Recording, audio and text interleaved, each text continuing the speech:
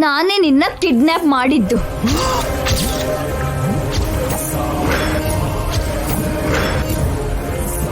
ತಲೆ ಮೇಲೆ 2,000 ರೂಪಾಯಿ ಇಟ್ಟು ಮಾರಿದ್ರು ನಾನು ಯಾರು 2 ರೂಪಾಯಿಗೂ ಕೂಡ ಕೊಂಡ್ಕೊಳ್ಳಲ್ಲ. ನನ್ನ ಯಾಕೆ ಕಿಡ್ನಾಪ್ ಮಾಡಿದ್ಯಮ್ಮ? ನಿಜನ ಹೊರಗೆ ತರಿಸೋದಿಕ್ಕೆ. ಯಾವ ನಿಜ? ಗಂಡ ಹೆಂಡತಿ ಸೇರಿ ನನ್ನ ಹತ್ರನೇ ಡ್ರಾಮಾ ಆಡ್ತಿದ್ದೀರಾ? ಮರ್ಯಾದೆಯಿಂದ ಜೈನ ಏನ್ ಮಾಡಿದಿರೋ ಹೇಳಿ. ಅಯ್ಯೋ ದೇವ್ರೆ, ಜೈನ ನಾವೇನ್ ಮಾಡ್ತೀವಮ್ಮ? ಜೈ ನಮ್ಮ ಸೋದರಳಿಯ, ದಿನ ನಮ್ಗೆ ಫುಡ್ ಕೊಡ್ತಿರೋ ಅನ್ನದಾತ. ಮತ್ತೆ ಅಜಯ್ ವೈಫ್ ಆಗಿದ್ದ ನನ್ನ ಅಕ್ಕನ್ನ ನನ್ ಜೊತೆ ಸೇರಿ ಸಾಯಿಸ್ಬೇಕು ಅಂತ ನೋಡಿದ್ರಿ. ಅಂದ್ರೆ ನೀನ್ ನಮ್ಗೆ ಭಯ ಪಡಿಸ್ದೆ ಅಲ್ವೇನಮ್ಮ? ನೀನ್ ಹೇಳ್ದಾಗೆ ಮಾಡ್ಲಿಲ್ಲ ಅಂದ್ರೆ ಸಾಯಿಸ್ಬಿಡ್ತೀಯ ಅನ್ನೋ ಭಯದಿಂದ ಮಾಡಿದ್ವಿ. ದಿವ್ಯನ ಅವ್ರಮ್ಮ ಜಾನಕಿನ ಜೈ ಮನೆ ಎದುರುಗಡೆಯಿಂದ ನಿಮ್ ಹೆಂಡತಿ ಯಾಕೆ ಕರ್ಕೊಂಡು ಹೋದ್ಲು? ಅಜ್ಜಿನ ಕಲ್ಪನಾ ಆಂಟಿನ ಯಾಕೆ ಭೇಟಿ ಮಾಡಕ್ ಬಿಡ್ಲಿಲ್ಲ? ಅಂದ್ರೆ ಅದು ಆ ಜಾನಕಿ ಅಂದ್ರೆ ಹೇಳಿ.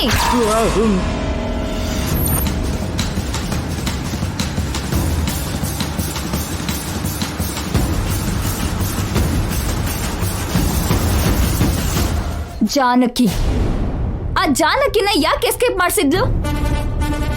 ನನ್ ಜೈ ಮಿಸ್ ಆಗೋದಕ್ಕೂ ಆ ಜಾನಕಿಗೂ ಏನಾದ್ರೂ ಸಂಬಂಧ ಇದೆಯಾ? ನೀವ್ ಮೂವರು ಸೇರಿ ನನ್ ಜೈನ ಏನ್ ಮಾಡ್ಬೇಕು ಅಂದ್ಕೊಂಡಿದ್ರಿ? ನಿನ್ ಮೇಲೆ ಆಣೆ ನಮ್ಮ ಜೈನ ನಾವೇನ್ ಮಾಡಿಲ್ಲ. ಜೈನ ನೀವು ಕಿಡ್ನಾಪ್ ಮಾಡ್ದೆ, ನಾನು ಮಾಡ್ದೆ, ಯಾರು ಮಾಡಿದ್ದಾರೆ? ಆ ಜಾನಕಿ ಮಾಡಿದ್ಲಾ? ಯಾರು ಆ ಜಾನಕಿ? ಯಾರು?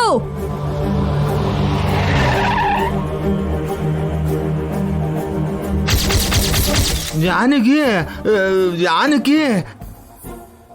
ಅದು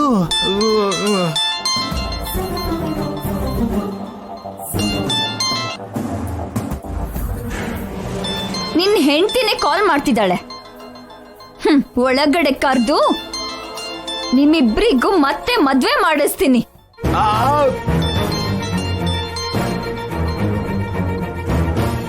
ಹಲೋ ಹಲೋ, ನೀನ್ ಹೇಳಿದ ಜಾಗಕ್ಕೆ ನಾನು ಬಂದಿದ್ದೀನಮ್ಮ.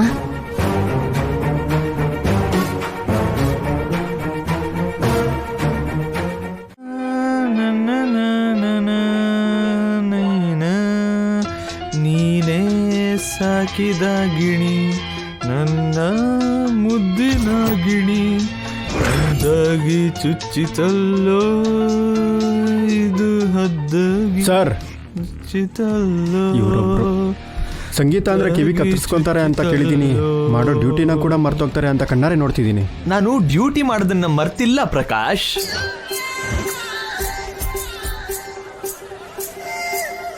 "24 hours I am on duty."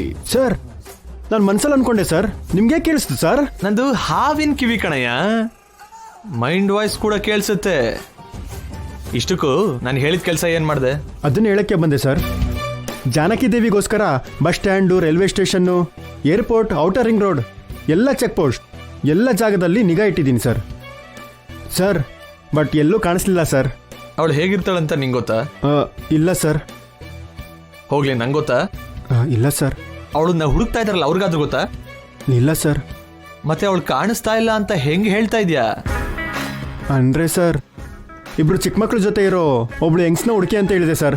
ಓಹೋ, ವೆರಿ ಇಂಟೆಲಿಜೆಂಟ್ ಗಾಯ್. ಆಮೇಲೆ ಜಾನಕಿ ಅವ್ರನ್ನ ನಾಣಿ ಮನೇಲಿ ಇರಿಸಿದ ಕ್ಯಾಬ್ ಡ್ರೈವರ್ ಶೇಖರ್ ಮನೇಲೂ ಕೂಡ ಹುಡುಕ್ಸಿದೆ ಸರ್. ಅಲ್ಲೂ ಇಲ್ಲ ಸರ್. ಅವ್ರು ಗೊತ್ತಿರೋರು ಇನ್ಯಾರೂ ಇಲ್ಲ. ಇನ್ನೆಲ್ಲಿ ಹುಡುಕ್ಸ್ಬೇಕು ಗೊತ್ತಾಗ್ತಿಲ್ಲ ಸರ್.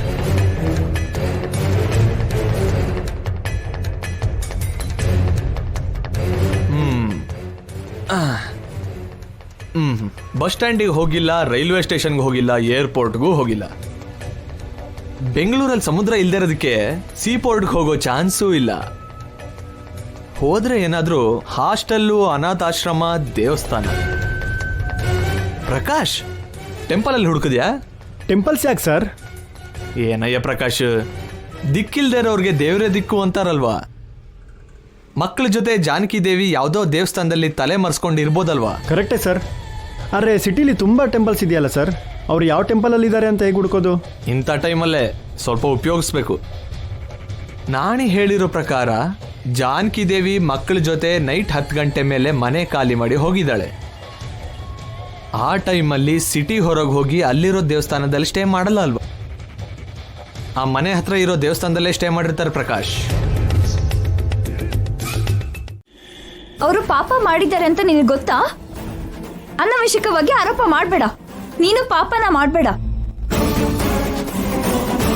ಅವರಿಗೆ ಒಳ್ಳೇದಾಗ್ಬೇಕು ಅಂತ ಏನ್ ಕೇಳ್ಕೊಳ್ಳಿಲ್ಲ ಅಂದ್ರು ಕೆಟ್ಟದಾಗ್ಬೇಕು ಅಂತ ಮಾತ್ರ ಕೇಳ್ಕೋಬೇಡ. ತುಂಬಾ ತಪ್ಪು.